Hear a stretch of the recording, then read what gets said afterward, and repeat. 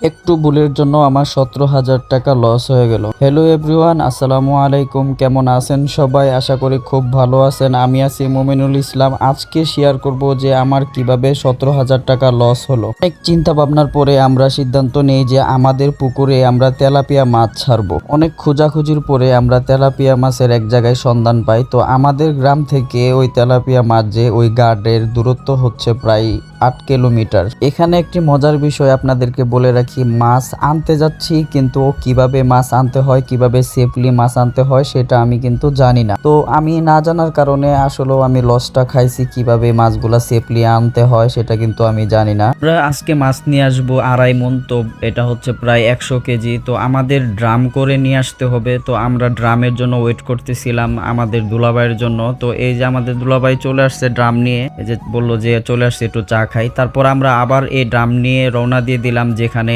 মাছগুলা আমরা ফুরাই আসছিলাম, দেখে আসছিলাম। তো আমরা এখানে যে মাছের কাছে চলে আসছি, মাছগুলা একদম তুইলা রেডি করতেছে যে ভাইয়ের থেকে আমরা কথাবার্তা বলছিলাম। তো আমাদের মাছগুলা এখানে তোলার পরে এখানে হচ্ছে ঝর্ণা দিতেছিল, একটু ফ্রেশ পানি খাওয়াইতেছিল। তো আমরা মাছগুলা কিভাবে তুলছি সেটা দেখাইতে পারি নাই। এখানে আমাদের একটা ভুল ছিল যে আমরা 8টা ড্রামের ভিতরে অনেকগুলা মাছ নিয়ে নিছিলাম, এর জন্য মাছগুলা অনেকটা গিজিবিজি হয়ে গেছিল, এর জন্য মাছগুলা মরে গেছে।